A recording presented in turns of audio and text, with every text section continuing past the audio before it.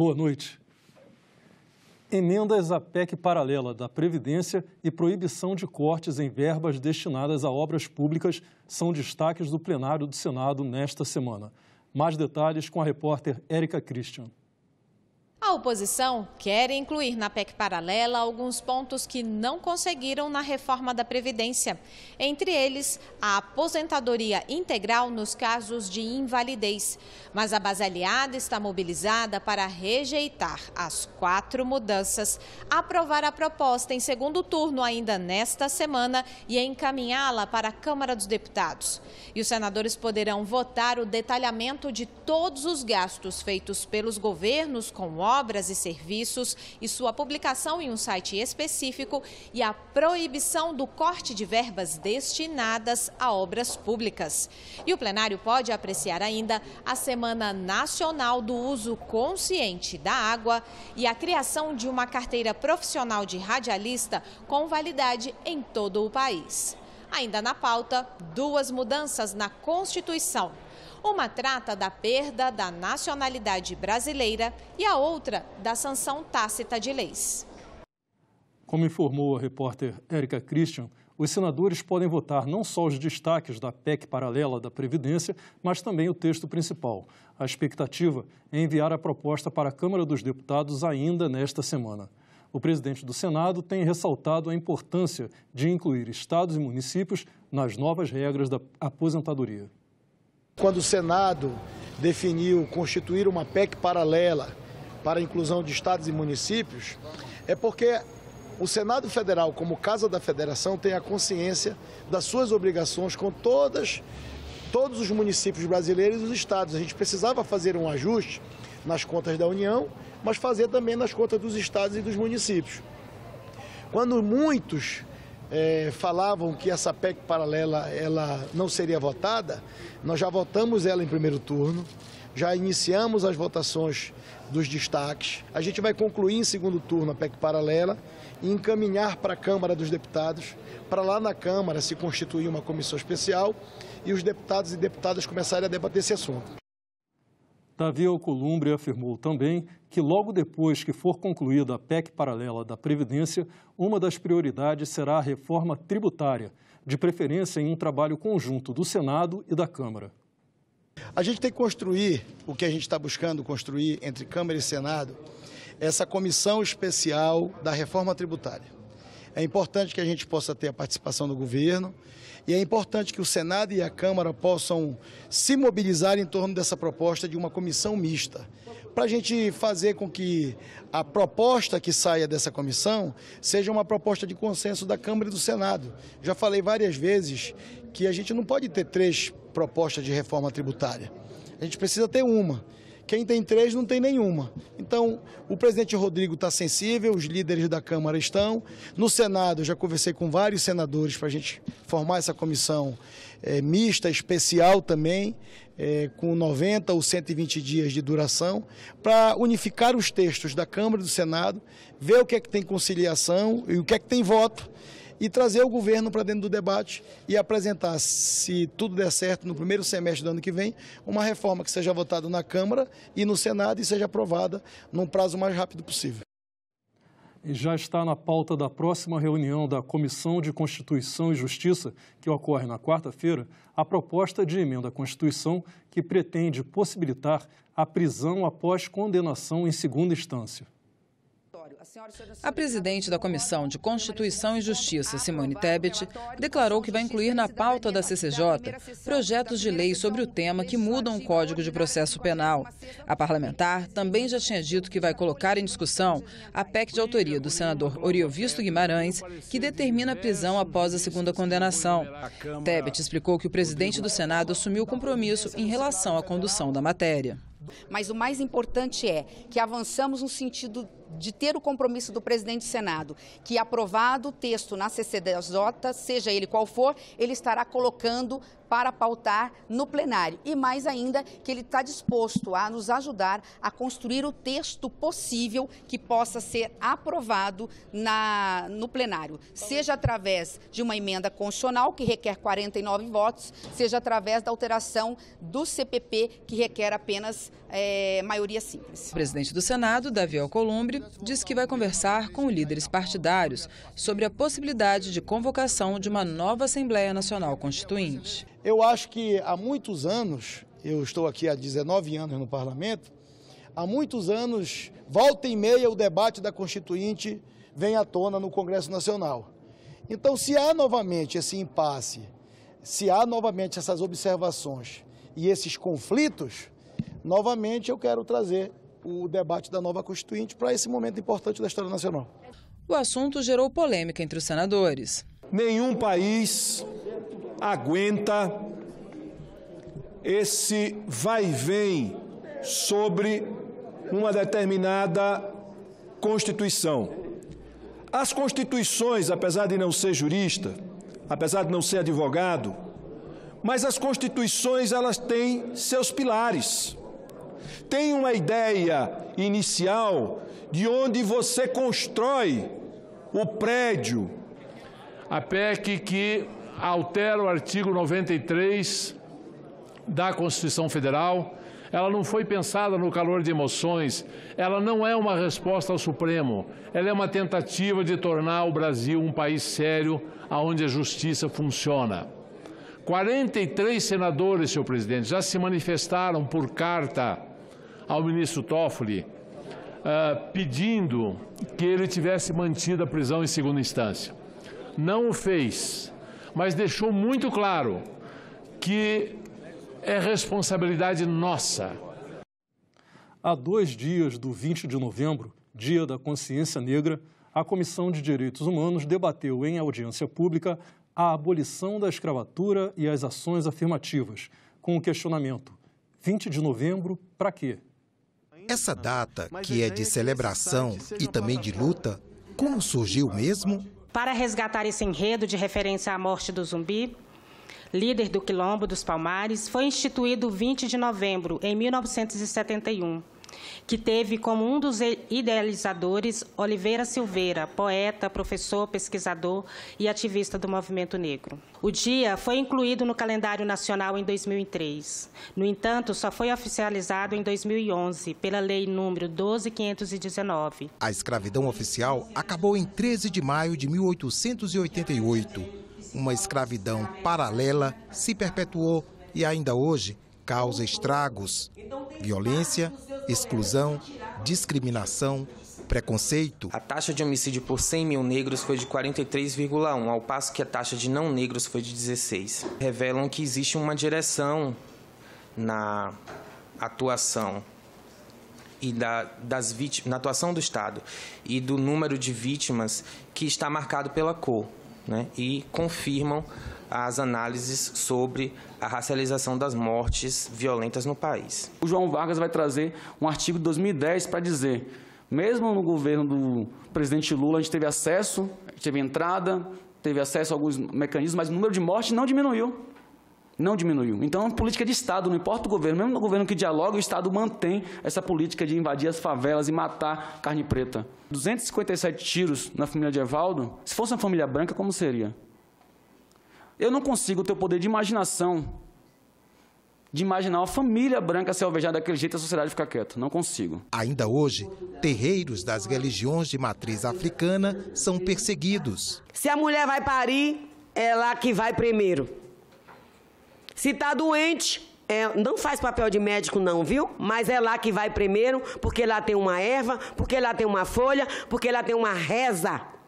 E é ali o primeiro socorro. Assistência social começa dentro do terreiro. Isso é uma vergonha, porque querem tirar as nossas tradições do meio da sociedade. O Senado, Casa de Leis, vem procurando fazer seu dever de casa. Edson Lopes Cardoso, então servidor da CEPIR, ministrou diversas oficinas aqui sobre o enfrentamento do racismo no Senado Federal. Uma é a instituição de cotas no concurso público do Senado Federal, por meio do ato da Comissão Diretora número 7 de 2014. Não é mimimi, é racismo. Ele trava o desenvolvimento do país. É preciso enfrentá-lo. Ele está presente agora nas violências físicas e simbólicas que marcam indelevelmente os corpos negros. Há um apartheid social que, sim, produz adoecimento psíquico. A Comissão de Educação decidiu, nesta segunda-feira, retirar de pauta o projeto que transfere para estados e municípios a cota federal do salário educação. Mas o presidente da comissão, o senador Isalci Lucas, optou por manter a audiência e ouvir os convidados. O salário educação é uma contribuição social destinada ao financiamento de programas e ações voltadas para o ensino público básico. 10% da arrecadação líquida é repassada ao Fundo Nacional de Desenvolvimento da Educação e os outros 90% são divididos em cotas de 1/3 para a União e 2/3 para estados e municípios. O projeto em debate na Comissão de Educação pretendia mudar essa distribuição e destinar a cota da União para estados e municípios.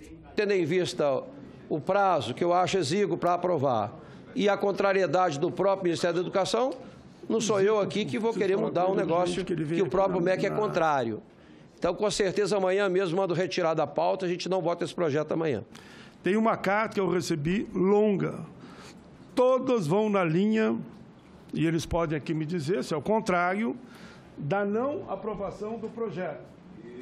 Se é não aprovação do projeto, eu acho até que nós podíamos ganhar tempo, presidente, porque se todos os documentos que eu recebo, e olha como eu observe na votação do último dia, estão dizendo que eles não querem aprovação, e Vossa Excelência informa que já tem uma PEC que aponta no outro sentido, eu, por mim, até suspenderia essa audiência pública, porque ela não tem razão de ser. Mesmo com a retirada do projeto da pauta, o assunto foi discutido entre os participantes. Alguns convidados apontaram que o projeto afetaria programas de alimentação escolar, transporte, material didático e verba para as instituições educacionais.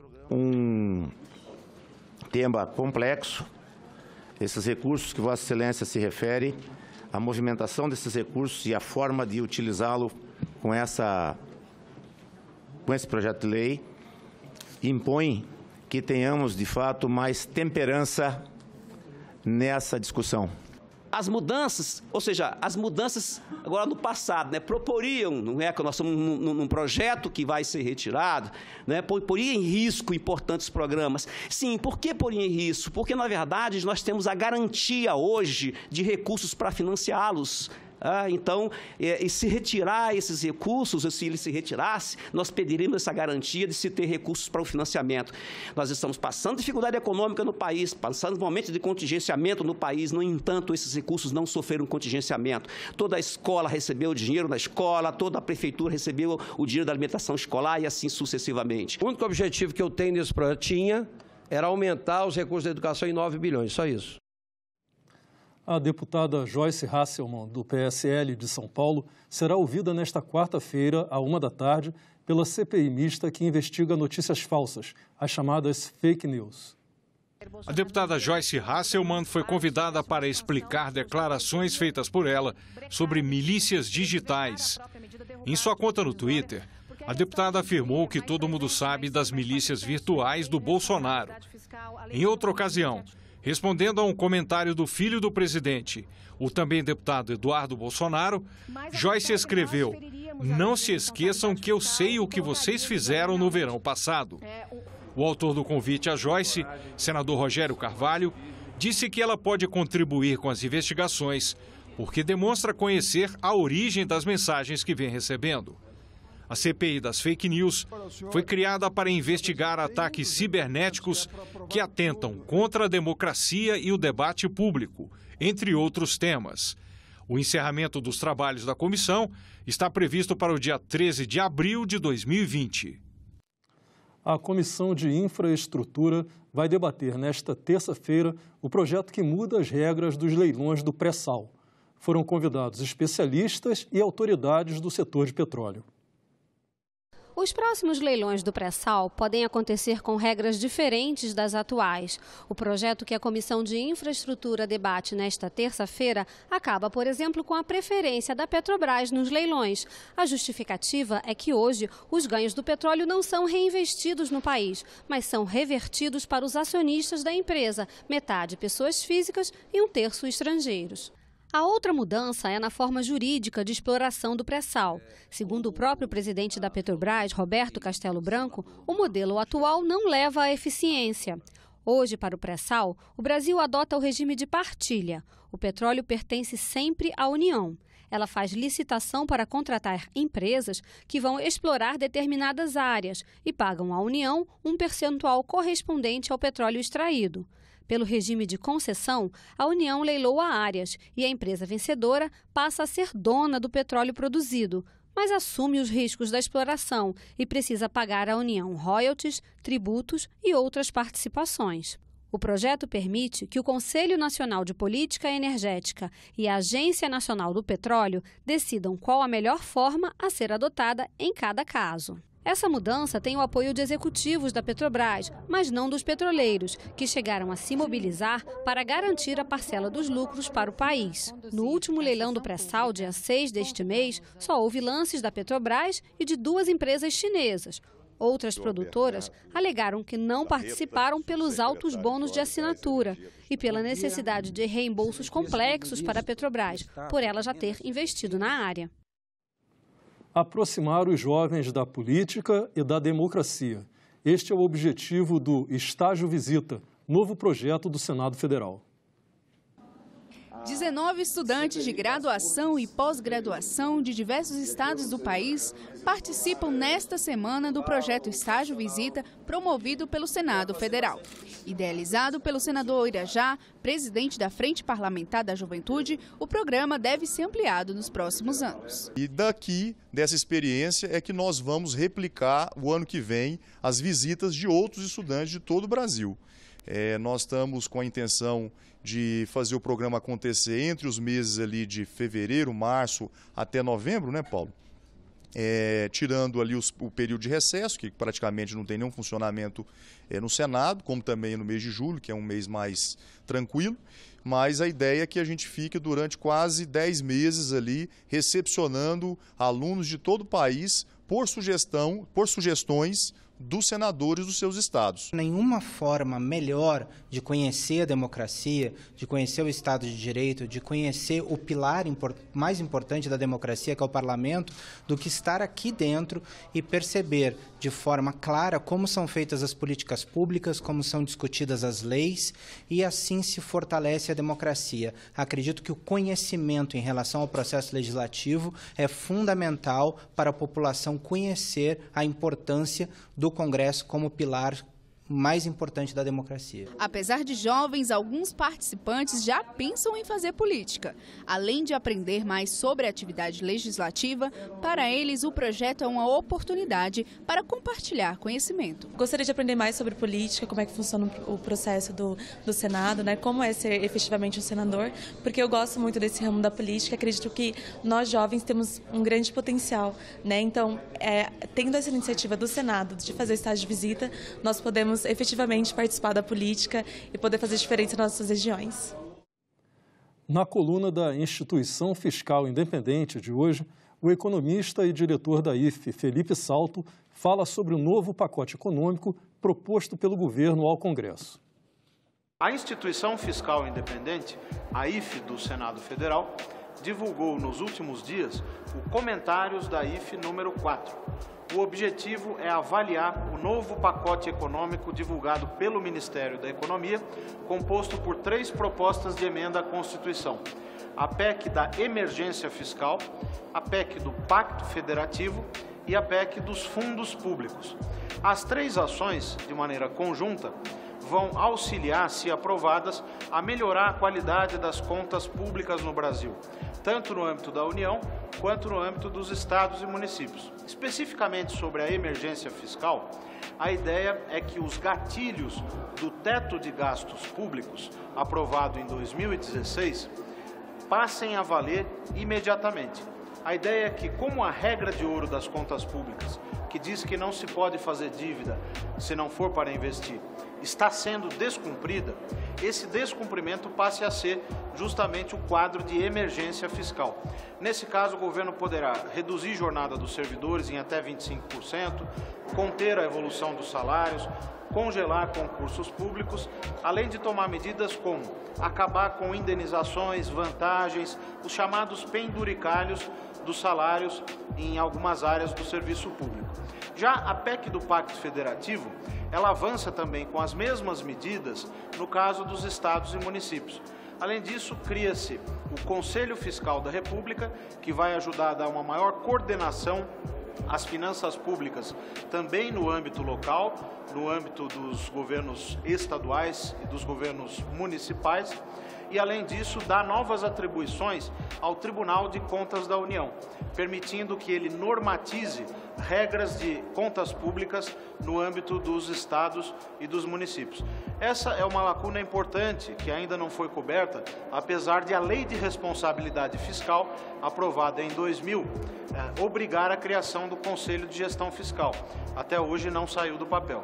Finalmente, a PEC dos fundos públicos trata de reduzir as vinculações, retirar os carimbos que hoje existem nas receitas vinculadas à arrecadação de multas, taxas e impostos que têm um destino específico. Ao reduzir as vinculações, aumenta-se a flexibilidade orçamentária, melhorando também, possivelmente, a qualidade das políticas públicas e da gestão fiscal.